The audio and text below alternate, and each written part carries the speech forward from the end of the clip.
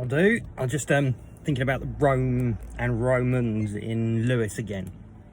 And no, I was at Fishbourne Palace and the Roman bathhouse in Bath, and Fishbourne Palace was kind of interesting to me because if you've ever seen the pictures of the excavation of Barcombe Villa, you'll notice that it's the same size, if not bigger, than Fishbourne Palace. And you'd expect there to be sort of more evidence of it. So from what I've learned from people that have studied archaeology here is that they're either they're very specifically trying to imply that the Romans weren't in Lewes now and they're teaching this, or that student has been completely mistaken as to the fact that they were documented as being in so many articles in the past. Over at St John sub Castro, Brack Mount was probably the original kind of hill that they'd have put their fort on. There's Roman bathhouse finds on the not HER, it's like this metal detecting finds site, Archie something or other. I think it's called Archie, just Archie Maps, that's it. There's reference of a bathhouse and all these Roman finds, and now we've got this Barcombe Villa over there.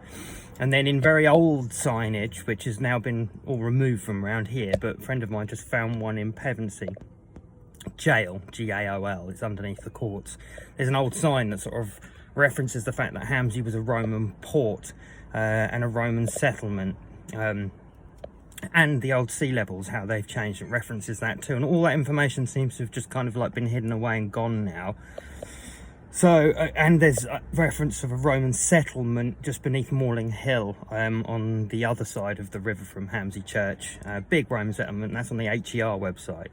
This is the royal HER, I think it's Her Majesty's, I don't know, have a look at it, but all the evidence is there to state that they were here. So I'm wondering what it is that they're teaching that they weren't here. And then if you go up to the museum, there's no mention of the Romans here.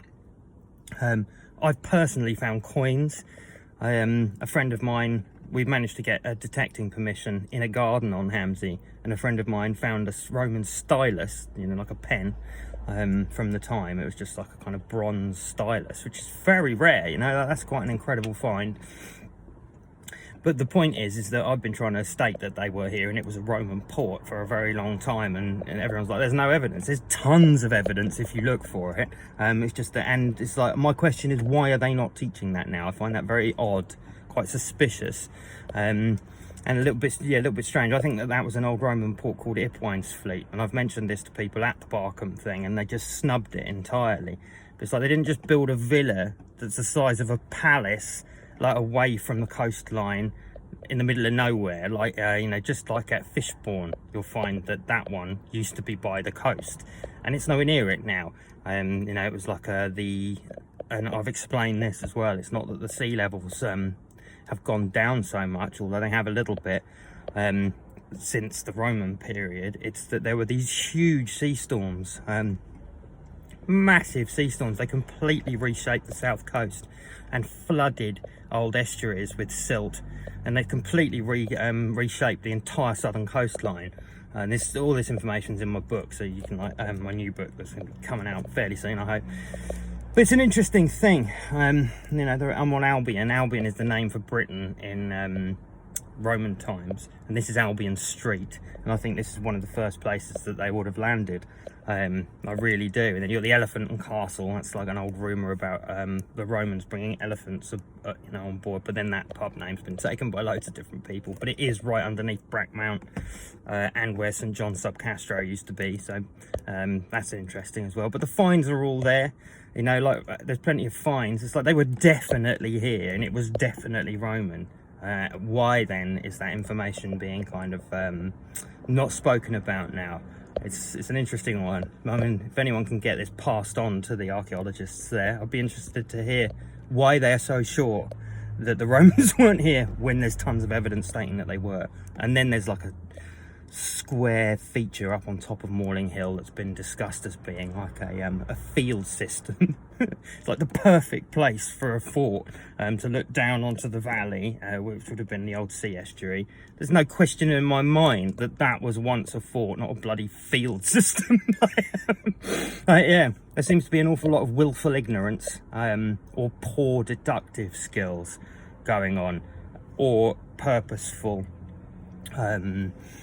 skullduggery, you know, like they're hiding this information on purpose. And you know, then we can move through to the Saxon period, and then the floods, and it builds up a much bigger, better picture, which is all kind of reflected in my first book, and then it's explained in the Beowulf book.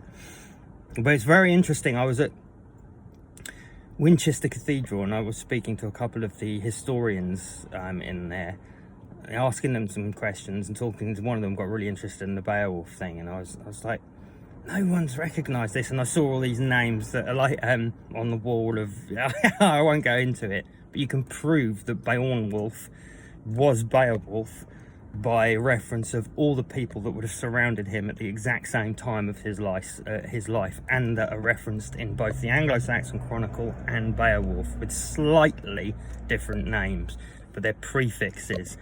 These names, they're like the Elderman, the noble, and all the names are the same, exactly the same. The chances of that happening in two separate, it's amazingly, like, you can kind of like verify it because of the correlations. But yeah, you know, I'm just interested in that. I think there's an awful lot of so like, what I'm saying is that it looks to me like that too over at Barcombe is at least as big as a palace as Fishbourne Palace. You know, so why isn't that called that? It's just the Roman villa that no one knows about, and we've done a little paper on, like, you know, I think a massive Roman hoard was found nearby as well. That's not been spoken about. I'm pretty sure there's a little video of it, and then they don't mention anything else. That's probably all been stolen. Oh, we can't let people know about that. They might think the Romans are here, and we've been teaching them they haven't been here for... Kind of goes to show you just got to do your own research, and all the evidence is there if you want it. It's just like the same as the last 5 years. It's like you can either just believe what you're told, or you can actually do some research and look up some stuff and find out the truth. It's like it's just perhaps easier just to believe, but you know, then you're a sheep. You're just kind of like, you're not making any decisions based on information. You're basing it on information you've like looked at. You're just basing it on things you've been told. And there are a lot of liars in this world. Like 95%, I'd say now around about 99%. You know, what you're watching on the television is theatre. Even things that are being shown to you as like live, true, the news. It's a narrated script. They're all hand puppets, all these people, trying to push you to one particular conclusion. And it's like you're brainwashing society. You know, it's just crazy. But don't want to see that happen in education and history, especially when we've got evidence. So like